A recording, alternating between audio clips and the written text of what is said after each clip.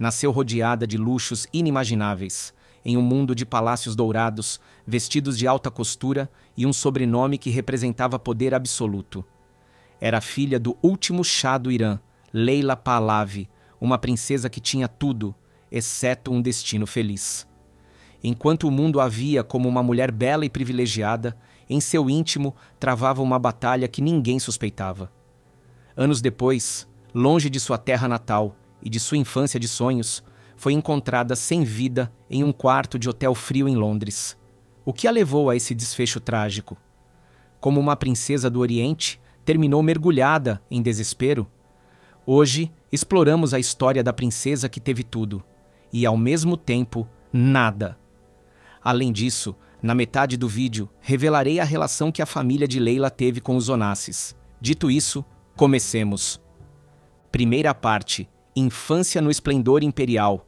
É essencial voltarmos a uma época que, para muitos, foi o retrato da suntuosidade e do refinamento do Oriente Médio.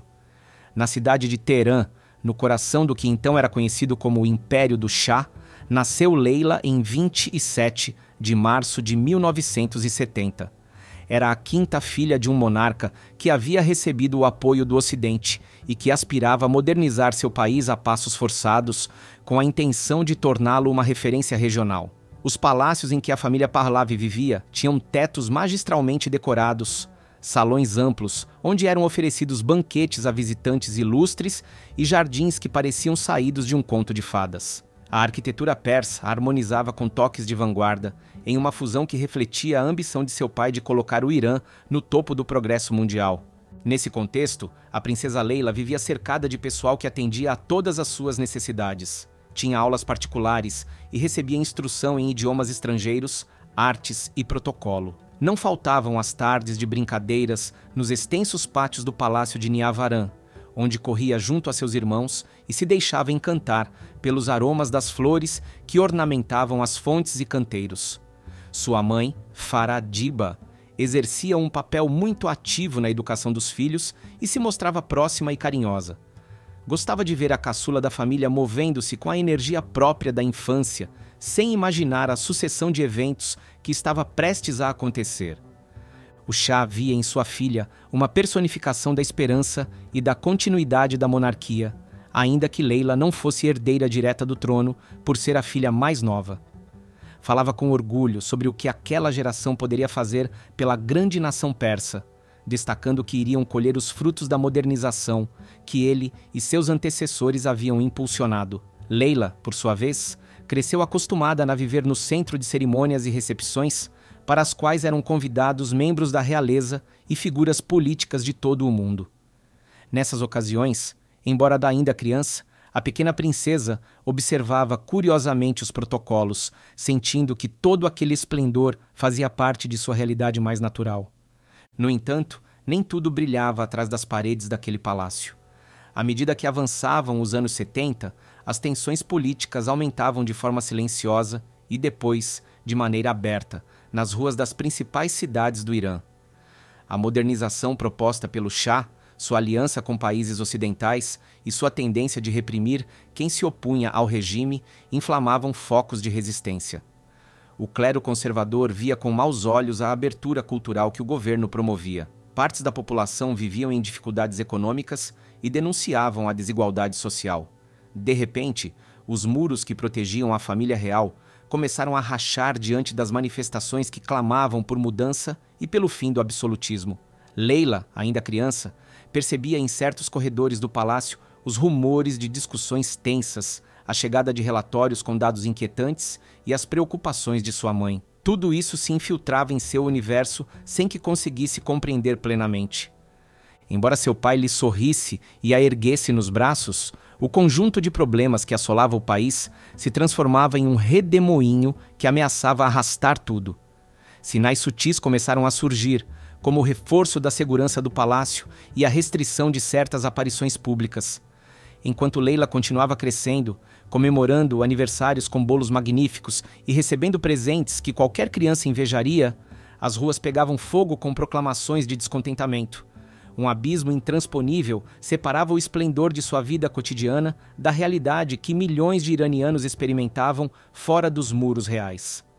Os alicerces daquela monarquia tremiam e os primeiros abalos já se faziam sentir. Segunda parte. O exílio de princesa a refugiada. Finalmente, o ano de 1979 irrompeu com a força de um vendaval. Os protestos chegaram a um ponto crítico. O Ayatollah Khomeini retornou ao Irã como líder da oposição religiosa e social, e a monarquia que por tanto tempo dominara a cena desmoronou. A família Pahlavi não restou outra saída senão abandonar o país, um gesto que marcaria o início de um exílio sem volta. Para Leila, com apenas 9 anos, tudo se transformou em questão de dias. Do conforto do palácio de Niavaran, ela passou a aviões particulares que a afastavam de sua terra em uma viagem sem data para regressar. Os destinos se sucediam um após o outro. Primeiro Marrocos, depois Bahamas, México, Panamá, Egito. Em cada país o acolhimento era diferente e a estadia trazia ares de provisoriedade. Dizia-se que nenhum governo desejava se indispor com o novo poder iraniano ou arriscar um conflito diplomático por abrigar a família do antigo monarca. Leila era jovem demais para entender a complexidade dessa situação. Apenas notava a ansiedade dos seus, a urgência de se mudarem novamente, o silêncio inquieto que tomava conta de todos ao falarem sobre a possibilidade de regressar ao Irã. No início, ela sentia uma curiosidade infantil ao aterrissar em lugares desconhecidos, encantando-se com as paisagens, os sotaques distintos, as comidas exóticas. Porém, a empolgação se misturava à incerteza, até se converter em uma sensação estranha de não pertencer a lugar algum. A imagem de seu pai, que um dia fora para ela da figura mais poderosa e carismática, ficava manchada pela doença que avançava sem piedade e pelo sofrimento de saber-se desprezado por tantos de seus antigos súditos. Leila via em sua mãe, Faradiba, lágrimas contidas e um estoicismo que tentava manter a família unida. Mas o olhar antes luminoso de Farah se enchera de sombras. Dentro dela, o medo da morte iminente do Shah e a desolação por ter perdido a coroa se misturavam em um emaranhado indecifrável. No Egito, o presidente Anwar Sadat ofereceu asilo ao Shah quando ele precisava de tratamentos médicos. Foi lá que Leila viveu o momento mais doloroso de sua infância, assistindo ao rápido declínio de seu pai, que lutava contra o câncer em meio a um exílio que considerava humilhante. Ele havia perdido tudo, menos a família, e sequer podia oferecer aos filhos a esperança de um futuro em sua própria terra. Leila queria ficar ao lado dele, acompanhá-lo em sua batalha, mas os adultos, cautelosos, mantinham-na afastada do quarto onde o Shah repousava, ligado a máquinas e visitado por médicos que pouco podiam fazer diante do avanço implacável da doença. Nas poucas vezes em que pôde se aproximar, experimentou uma dor que não era apenas por ver seu pai definhar, mas por intuir que o mundo que ela conhecia tinha desabado para sempre. Quando o Shah morreu em julho de 1980, ela compreendeu que parte de sua vida partia com ele. No entanto, o momento foi mais duro por sentir-se excluída de seus últimos instantes, como se não tivesse o direito de se despedir. Esse trauma se fixou em seu coração como uma ferida invisível que, com o passar dos anos, continuaria a latejar. Sua saída do Irã marcara o início do exílio, mas o adeus ao pai a fez perceber o exílio interior que a acompanharia dali em diante. A família ficou à mercê da hospitalidade de nações que olhavam com desconfiança para o legado dos Pahlavi e temiam a influência da nova República Islâmica, que ameaçava com represálias quem lhes oferecesse refúgio. Leila seguiu com sua mãe e irmãos para os Estados Unidos, onde tentaram reconstruir a vida de forma mais discreta. Nessa época, a princesa já percebia a realidade de sua condição. Sem um território a que pudesse chamar de lar, não passavam de um punhado de antigos governantes em busca de seu lugar em um mundo que os havia deixado para trás. Ela, em especial, sentia fortemente essa perda, pois suas lembranças da opulência não eram suficientes para preencher o vazio que a assombrava ao despertar. As bandeiras, as honras e a corte se reduziram a fotografias guardadas em cofres e a relatos nostálgicos nas conversas familiares. Chegamos à metade do vídeo e o prometido é devido. Que relação os Pahlavi tiveram com os Onassis e com o restante da realeza europeia? A dinastia Pahlavi e os Onassis compartilharam mais que um simples círculo de elite. Ambos representavam o ápice do luxo, do poder e da influência na segunda metade do século XX, movendo-se em um mundo em que dinheiro e linhagem faziam toda a diferença. O Shah Mohammad Reza Pahlavi e o magnata Aristóteles Onassis tiveram vários pontos de contato, embora sua relação jamais tenha se consolidado em uma aliança estratégica. Os Onassis e os Pahlavi, uma relação de luxo e interesses cruzados. Aristóteles Onassis, conhecido como o magnata grego do transporte marítimo e da aviação, tinha grande interesse na indústria petrolífera, principal fonte de riqueza do Irã. Em várias ocasiões, tentou firmar acordos comerciais com o Shah, pois o Irã, como um dos maiores produtores de petróleo, representava uma oportunidade de negócios imensa. No entanto, apesar das reuniões e contatos com altos funcionários iranianos, suas tentativas de firmar contratos com a Companhia Nacional de Petróleo do Irã foram bloqueadas pela pressão britânica e estadunidense, que não desejavam que Onassis monopolizasse o transporte do petróleo iraniano. Embora sua relação não tenha sido de negócios, havia entre eles uma amizade, baseada na admiração mútua pelo luxo e pelo poder. Encontravam-se em eventos exclusivos na Europa, sobretudo em Mônaco e Paris, onde a família Pahlavi tinha residência no exílio após a Revolução Islâmica de 1979. Farah Diba e Jackie Kennedy Onassis, duas mulheres da elite mundial.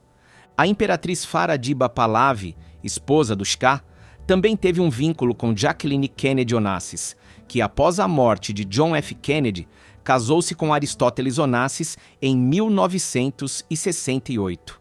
Ambas eram ícones de estilo, poder e sofisticação, e se encontraram em diversas ocasiões em eventos diplomáticos e da alta sociedade.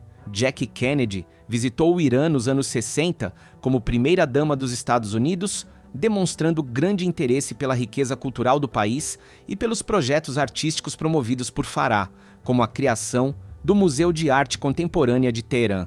Depois de seu casamento com Onassis, Jackie continuou a circular nos mesmos ambientes que a família Pahlavi, comparecendo a festas da alta sociedade europeia em Paris, Monte Carlo e Gstaad, onde coincidia com a imperatriz e outros membros da realeza.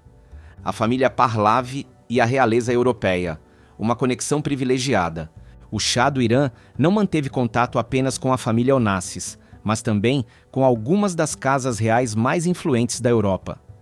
A rainha Elizabeth II e o Shah tinham relações diplomáticas muito próximas, refletidas nas múltiplas visitas oficiais entre os dois países. Ele também foi próximo do rei Hussein da Jordânia, que lhe deu apoio durante a crise política que precedeu a Revolução Islâmica.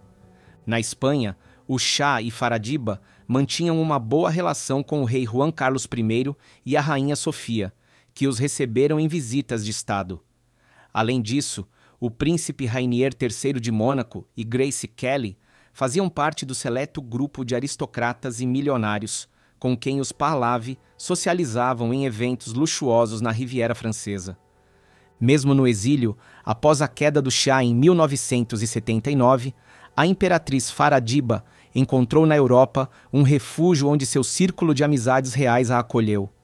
Foi em Paris que Leila Pahlavi passou grande parte de sua vida, cruzando-se pelos mesmos ambientes em que sua família, em outros tempos, fora recebida com honrarias. A relação entre a dinastia Pahlavi e os Onassis refletiu um mundo em que o poder, a riqueza e a exclusividade os uniam.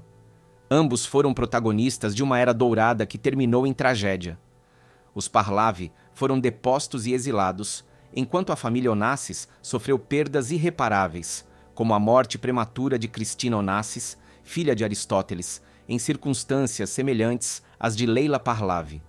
Duas dinastias que brilharam nos anos áureos do século XX, mas que não puderam fugir de um destino marcado pela queda e pela tragédia. Dito isso, sigamos adiante. Terceira parte. A luta contra a depressão e o vazio existencial. Quando Leila chegou à adolescência, sua vida se transformou em um vai e vem, de internatos de prestígio e ambientes refinados do Ocidente que, ainda assim, não conseguiam lhe proporcionar a paz de que tanto necessitava. Ao mesmo tempo, ela precisava lidar com os olhares de curiosidade ou indiferença de colegas que viam nela um sobrenome ilustre, mas já desprovido do poder e do brilho que um dia tivera. Em Nova York e na Europa, estudou em escolas conceituadas, encontrando nas salas de aula um espaço para tentar construir uma identidade diferente da de princesa exilada. Porém, esses esforços eram ofuscados por um pano de fundo emocional instável. Muitas vezes, ela se sentia como uma convidada na vida dos outros, sem raízes próprias em que se apoiar. Enquanto as notícias sobre o Irã chegavam pela televisão e pela imprensa, descrevendo um país girando em torno da Revolução Islâmica e da figura do Ayatollah, Leila vivia em um limbo onde os costumes de sua infância se misturavam com a necessidade de se adaptar a uma nova realidade cultural. A saudade da terra perdida não encontrava alívio no cosmopolitismo das grandes cidades. Ela não conseguia esquecer a imponência dos palácios nem a devoção que sentira por seu pai. Aquele homem que em suas memórias infantis parecia invencível. A depressão passou a se enraizar em seu interior como uma era sombria que cresce lentamente até envolver tudo ao redor. Leila começou a se isolar, a ter crises de ansiedade e longos períodos de choro solitário no refúgio de seu quarto. Sentia falta de um propósito na vida, e sua condição de princesa exilada lhe parecia apenas um rótulo vazio, que não bastava para lhe dar sentido aos dias. O brilho da realeza transformou-se em uma espécie de maldição que a mantinha sob os holofotes, mas que ao mesmo tempo a lançava em um silêncio incapaz de expressar a tempestade interna. Tentando encontrar algo que a conectasse à sua herança cultural e à sua própria essência, Leila aventurou-se no mundo da moda. Ela tinha uma postura elegante e uma aura exótica que chamavam a atenção de estilistas renomados, como Valentino, que a considerou para algumas campanhas. Por um tempo, as luzes dos refletores e a animação das passarelas pareceram dar-lhe uma trégua. Apresentava-se em público como uma jovem sofisticada, fina e dotada de um encanto oriental que contrastava com a frieza das cidades europeias. Porém, por trás desse cenário de glamour, seu sofrimento apenas aumentava. A anorexia foi outra manifestação de sua angústia. Perdeu tanto peso que alarmou as pessoas próximas. Apesar das recomendações médicas, Leila insistia em que se sentia gorda e fora de forma, uma contradição que seus amigos acompanhavam com consternação. Em fotografias da época, é possível notar sua silhueta extremamente magra, braços e pernas tão frágeis quanto galhos prestes a se partir. As festas da alta sociedade a que comparecia se tornaram um refúgio artificial. Ela sorria em público, mas internamente vivia em solidão crescente. A morte de sua avó Farideh Diba, com quem mantinha um vínculo profundo, foi mais um golpe irreparável. Aquela senhora era uma ponte com seu passado, com a tradição familiar abruptamente interrompida pela fuga do Irã. Leila sentia que cada perda próxima a desprovia de mais um pilar em que pudesse se sustentar. A dor se tornou insuportável, levando-a a recorrer a um consumo cada vez maior de antidepressivos e ansiolíticos. Especialistas concordavam que a depressão dela tinha raízes profundas no trauma do exílio e na sucessão de perdas que enfrentara desde muito jovem. Quarta parte. A trágica noite em Londres. Nos últimos meses de sua vida, ela buscou desesperadamente alguma estabilidade.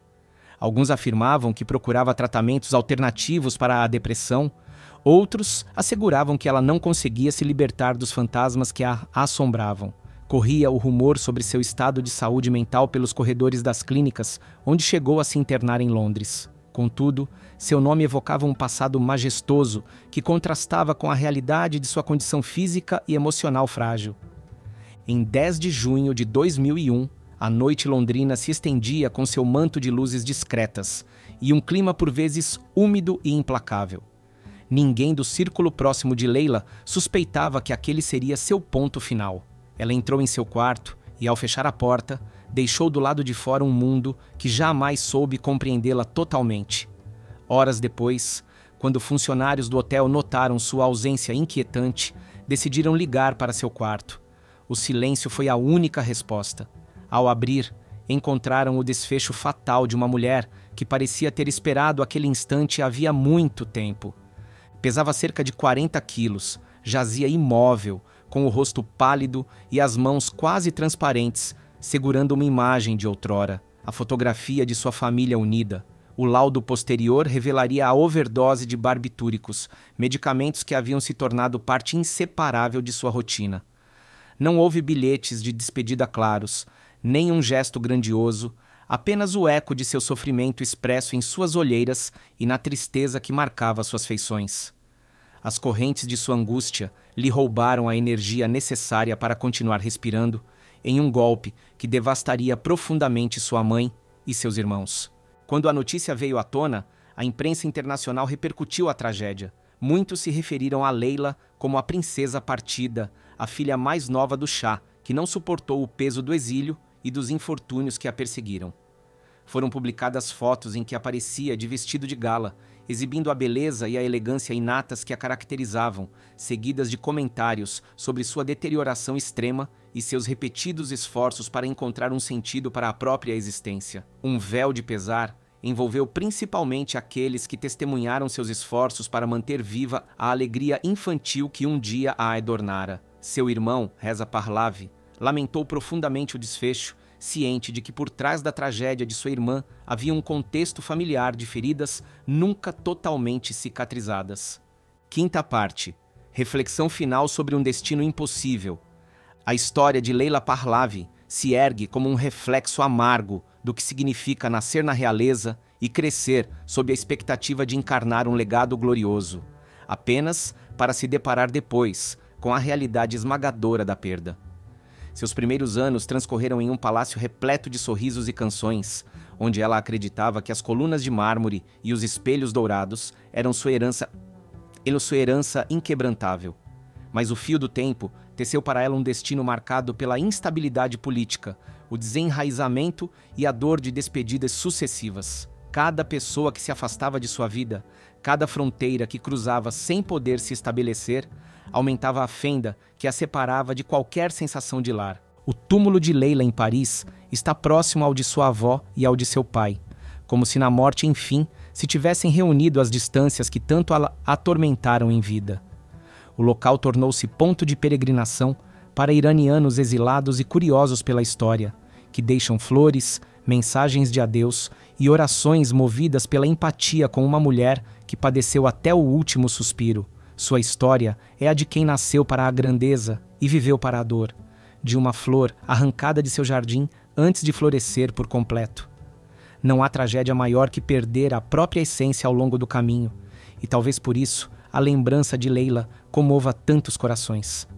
Mas agora que já falamos sobre Leila Pahlavi, você deve estar se perguntando o que aconteceu com a mãe dela, quais eram os mistérios que existiam entre as duas e, principalmente, o que aconteceu na vida de Farah Pahlavi antes do nascimento de sua filha. A seguir, vamos revelar toda a vida de Farah Pahlavi, com seus segredos mais ocultos e incógnitas resolvidas. Depois desta parte, você saberá tudo sobre esta família. Vamos lá. Uma coroa resplandecente, um império em ascensão, uma mulher que parecia ter tudo e, de repente, perdeu tudo num piscar de olhos. Farah Pahlavi não foi apenas a última imperatriz do Irã, mas a protagonista de uma das histórias mais impactantes do século XX. Dos salões dourados de Teherã à solidão do exílio, sua vida é um relato de poder, ambição, tragédia e sobrevivência. Ela foi uma visionária que tentou modernizar seu país ou a cúmplice de um regime condenado a cair? Acompanhe-nos para descobrir a história da mulher que reinou sobre um império e acabou sem pátria. Além disso, na metade do vídeo, falaremos sobre a tiara Pahlavi, uma das joias mais luxuosas do mundo. De Paris a Teherã, a formação de uma rainha.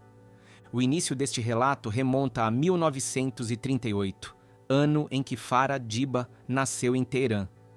Veio ao mundo em uma família abastada que, apesar de seu prestígio, enfrentou seus próprios desafios.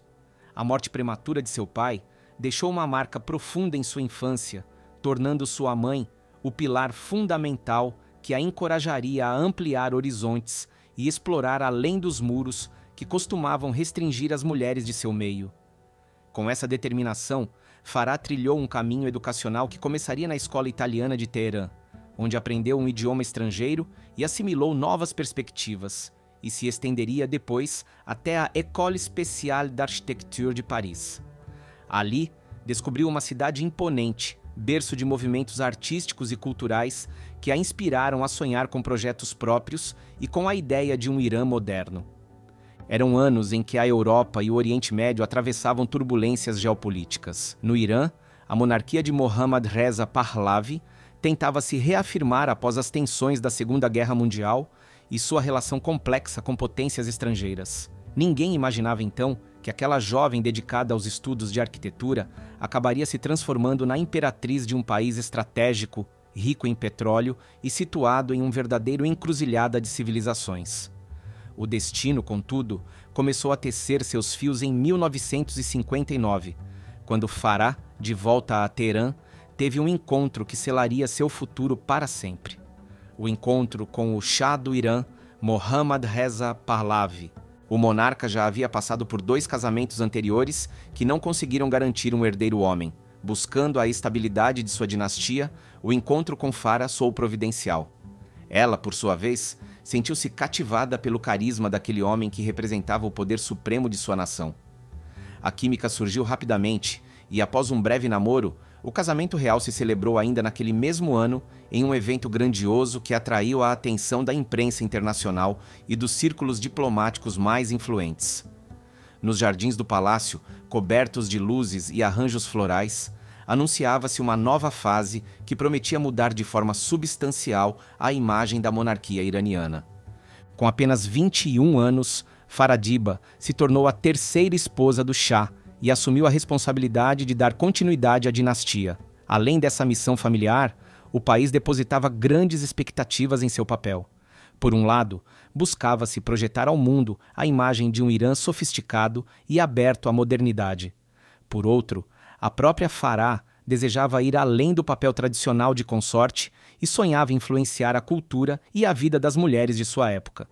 Essa dualidade entre a tradição monárquica e o impulso reformista marcaria seu futuro como imperatriz, embora poucos pudessem prever que, em apenas 2 décadas, a história tomaria um rumo tão drástico. A imperatriz do progresso, cultura e modernização. A coroação de Farah em 1967 como Shah Banu foi um acontecimento inédito que a colocou sob todos os holofotes. Tornar-se imperatriz trazia em si um peso simbólico que lhe conferia uma margem de ação incomum dentro de um sistema patriarcal. O título de Shah Banu não apenas a elevou ao mais alto posto feminino do país, mas também lhe deu um status internacional. Falava-se de uma mulher instruída, de espírito jovem e com um desejo genuíno de levar o progresso a cada canto do Irã. Esse impulso a levou a se envolver em uma ampla variedade de iniciativas sociais. Defendeu a educação das mulheres, promovendo seu direito aos estudos e a desempenhar papéis mais ativos na sociedade, algo que se alinhava aos planos do Shah de mostrar ao mundo um Irã mais moderno. Também impulsionou campanhas de alfabetização em âmbito nacional, acreditando que um povo mais instruído era a base indispensável do progresso. Em seu empenho pela cultura, patrocinou exposições artísticas de renome e incentivou o intercâmbio com o Ocidente. O Museu de Arte Contemporânea de Teherã se transformou em um dos símbolos dessa visão renovadora. Sob seu patrocínio, a instituição adquiriu obras de artistas mundialmente reconhecidos, constituindo um acervo que chegou a rivalizar com museus conhecidos da Europa e dos Estados Unidos. O objetivo de Farah era claro. Ela desejava que o Irã fosse visto não apenas por seu imenso potencial energético, mas também por seu fervor cultural e pela abertura que incluía as expressões artísticas de vanguarda.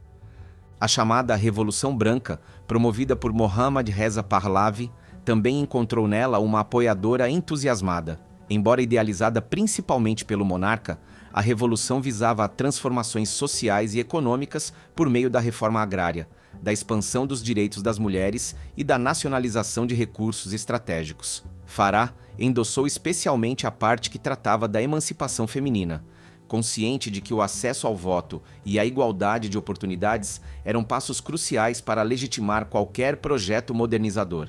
No entanto, sob o brilho dessas iniciativas progressistas, se estendia uma sombra cada vez mais densa.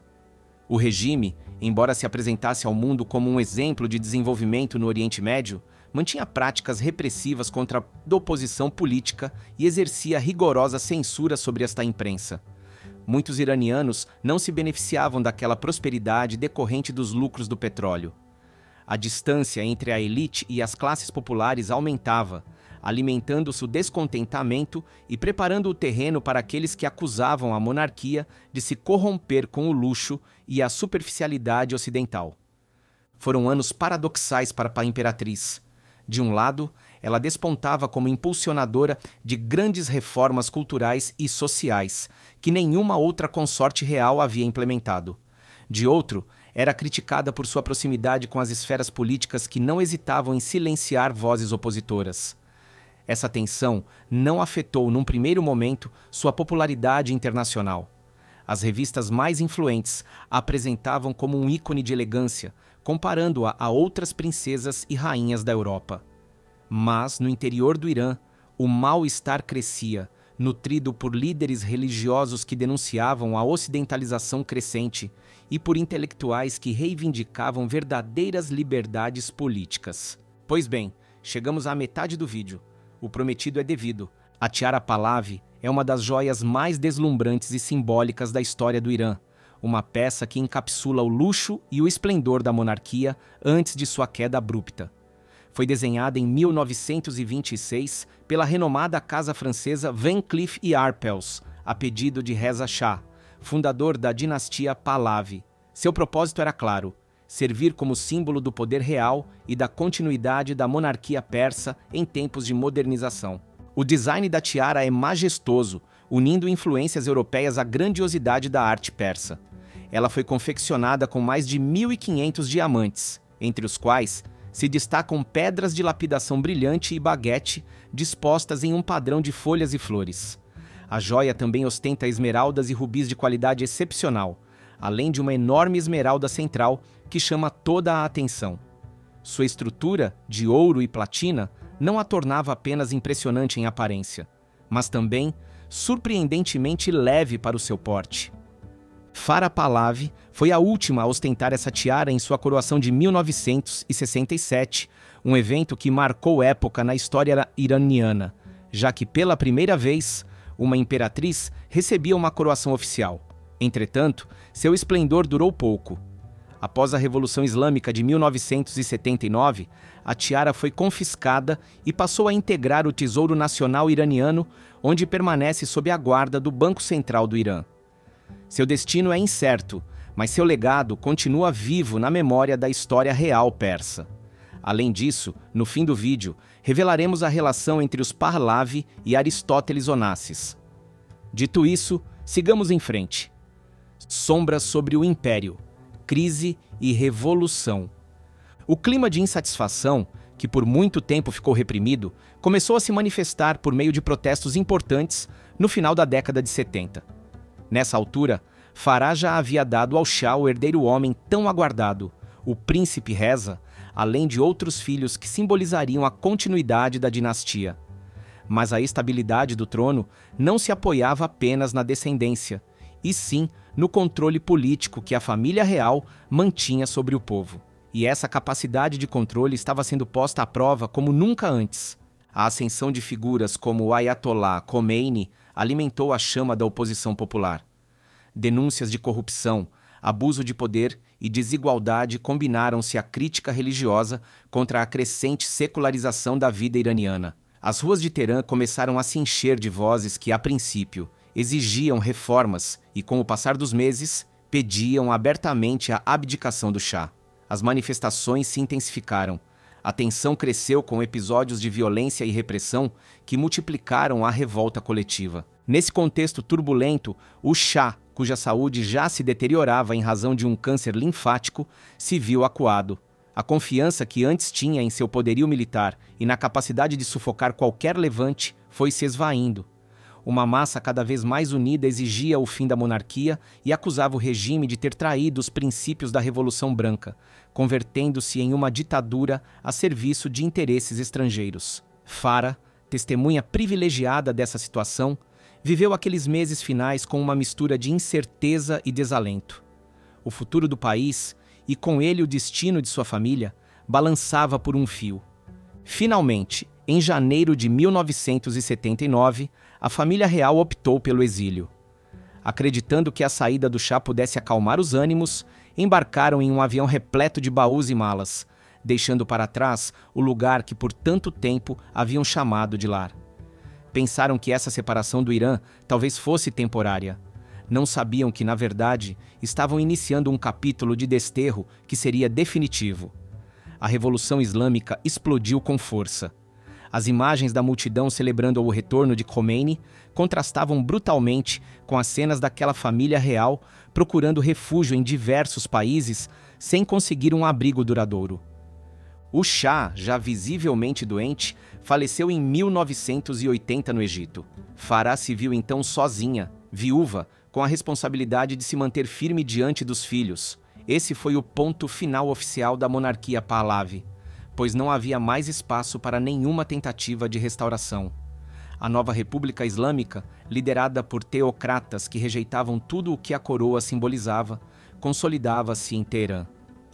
Aos olhos do novo regime, Farah e o restante da família real eram apenas lembranças de um capítulo que se desejava encerrar de forma definitiva. Uma rainha sem trono, a dor do desterro. O exílio foi marcado pela solidão e pela adaptação forçada a costumes e lugares desconhecidos.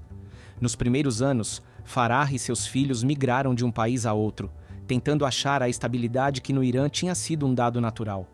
Mesmo conservando parte de sua fortuna e uma aura de distinção real, o peso de saber-se exilada e sem esperança de voltar era devastador. Pouco a pouco, a imperatriz deposta percebeu que sua vida deixara de ser a de uma monarca que influenciava a cultura e a sociedade. Agora, ela era mais uma cidadã em um cenário global que a olhava com uma mistura de compaixão e curiosidade. Apesar das dificuldades financeiras que às vezes enfrentou, Farah não desistiu de tentar manter viva a memória da dinastia Pahlavi. Compareceu a eventos da diáspora iraniana, concedeu entrevistas e escreveu livros de memórias em que relembrava os anos de esplendor e justificava as decisões políticas do Shah. Ela defendia a ideia de que o país poderia ter alcançado um estado mais equilibrado de prosperidade e liberdade se não fosse pela confluência de interesses externos e pela radicalização interna. Alguns a viam como uma mulher digna, empenhada em honrar o legado de sua família.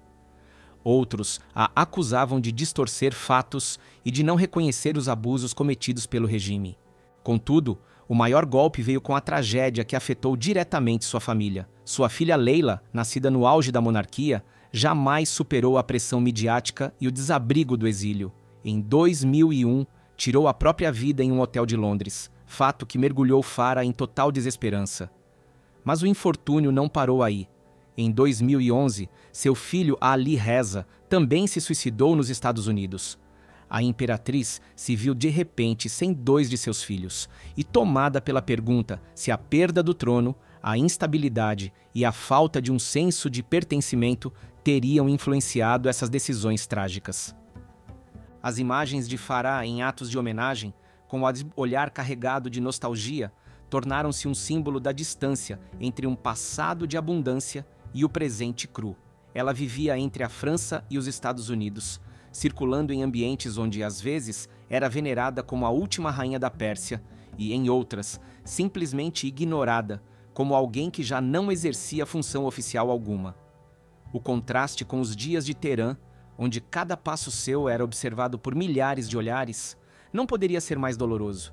Mesmo assim, ela continuava aparecendo diante da imprensa com uma força que tentava esconder a dor, esforçando-se por manter viva a imagem de uma monarquia que, para muitos iranianos, já pertencia ao passado. O último eco do império, legado e esperança. Passadas as décadas de maior turbulência, Farah Pahlavi emergiu como uma voz importante para os monarquistas iranianos no exílio. Para a parte da diáspora, ela representava a saudade de um Irã cosmopolita e vibrante, onde a cultura e as artes tinham um lugar de destaque em flagrante contraste com as restrições da República Islâmica. Seu filho mais velho, Reza Pahlavi, assumiu um papel político simbólico, como herdeiro do trono e figura central para os que sonham com uma mudança de regime que, em seus desejos, passaria pela restauração de uma monarquia constitucional. Mas, com quem os Pahlavi se relacionavam? O Shah do Irã e Farah Pahlavi não apenas governaram o império, mas também circulavam entre a elite global, convivendo com monarcas, políticos, socialites e celebridades de Hollywood. Durante o reinado, mantiveram relações com algumas das figuras mais poderosas do mundo, seja por razões diplomáticas, econômicas ou por afinidade pessoal. Um dos personagens mais interessantes com quem dividiram momentos decisivos foi o magnata grego Aristóteles Onassis, cuja ligação com o Shah foi marcada tanto pelos negócios quanto pela política e pela ostentação. Aristóteles, Onassis e o Shah, um intercâmbio de poder e luxo. O multimilionário grego Aristóteles Onassis, famoso por seus investimentos na indústria naval e por sua vida extravagante, enxergava no Irã um território ideal para expandir seus negócios. Desde o final dos anos 50 e por toda a década de 60, Onassis tentou negociar acordos de petróleo com o Shah, interessado na vasta riqueza petrolífera iraniana e em sua proximidade com a família real. Ambicioso como era, buscava obter contratos exclusivos para transportar o petróleo do Irã em seus enormes petroleiros. Porém, esses acordos nem sempre foram bem vistos pelos aliados ocidentais do país, especialmente pelos Estados Unidos e pelo Reino Unido, que temiam o poder que Onassis acumulava no Oriente Médio. Mas, além dos negócios, a relação entre Onassis e o Shah tinha uma dimensão pessoal. Ambos compartilhavam um gosto pelo luxo sem limites, promovendo festas privadas que reuniam o que havia de mais seleto na aristocracia e no jet-set internacional. Nessas reuniões, não só se discutiam contratos de cifras astronômicas, mas também se celebrava o auge de uma era em que dinheiro e poder pareciam não ter fronteiras. Onassis foi um dos convidados de destaque na lendária celebração dos 2.500 anos do Império Persa em Persépolis, em 1971, um evento colossal que contou com um banquete, criado pelo chefe do Maxims de Paris e com um acampamento luxuoso no meio do deserto, repleto de tendas de seda e móveis de ouro. Nessa ocasião, Onassis, trajando seu estilo caracteristicamente elegante, mas descontraído, desfilou entre reis e príncipes, reforçando sua imagem como uma das personalidades mais influentes daquele tempo. Outro elo entre Onassis e os Pahlavi surgiu através de sua segunda esposa, Jacqueline Kennedy Onassis, que havia sido primeira-dama dos Estados Unidos e mantinha uma relação amigável com Farah Pahlavi.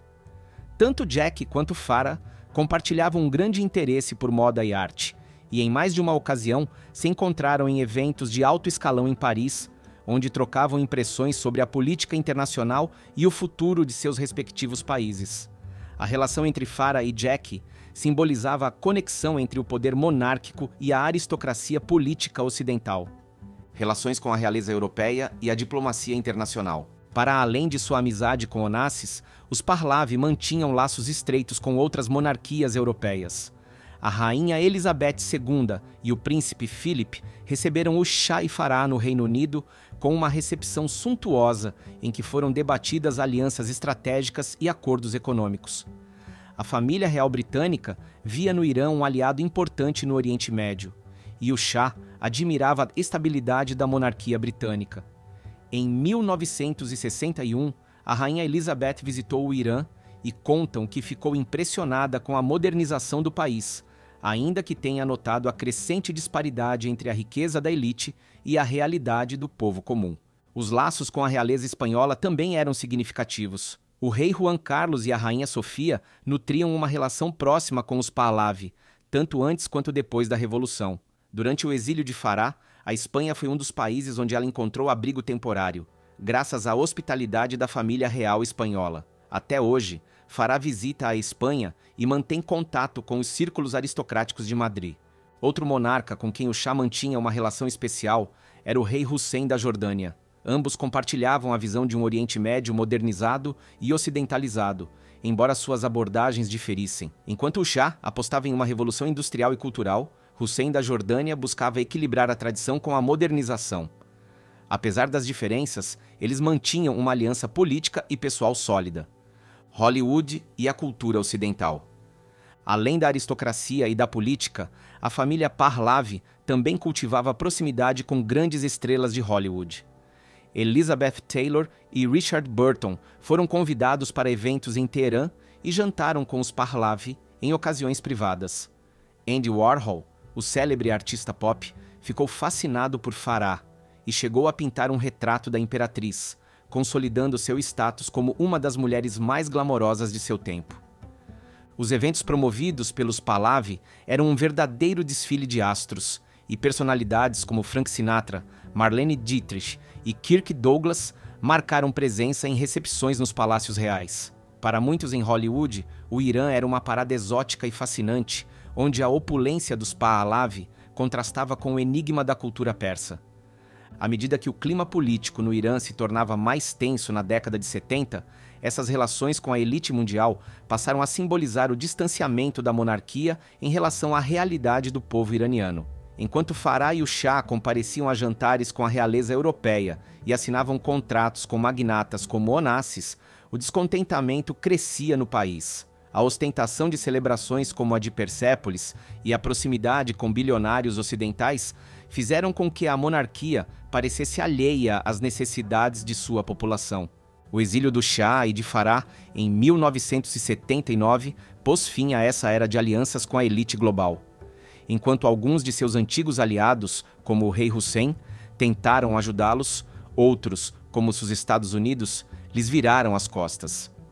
Aristóteles Onassis, que havia compartilhado com eles momentos de Fausto, faleceu em 1975, antes de presenciar a queda do Império Pahlavi. Hoje, a história dessas conexões segue como um lembrete de quão efêmeros podem ser o luxo e o poder. Os Pahlavi conviveram com os maiores nomes de sua época, mas ao final, nem os contratos de petróleo de Onassis, nem os retratos de Warhol, nem as amizades com reis e presidentes puderam salvar seu trono. Assim se encerra o percurso de Farah Pahlavi, a jovem iraniana que sonhava projetar edifícios em Paris e acabou à frente de um império que desmoronou sob a força de sua própria troma história. Seu legado, cheio de luzes e sombras, segue reverberando na memória de muitos como uma promessa do que poderia ter sido e como a lição de que o poder, por mais grandioso que pareça, pode se desfazer de uma hora para outra. Entre a nostalgia de uns e a condenação de outros, sua vida reflete a complexidade de um país que, décadas depois, continua buscando sua identidade no espelho de seu passado. Se esta história lhe interessou e você deseja conhecer mais relatos que unem drama, política e a pulsação profunda da condição humana, deixe seu gostei neste vídeo e inscreva-se neste canal. Seu apoio ajuda a continuar explorando mundos e personagens que marcaram nosso presente. Obrigado por me acompanhar nesta jornada.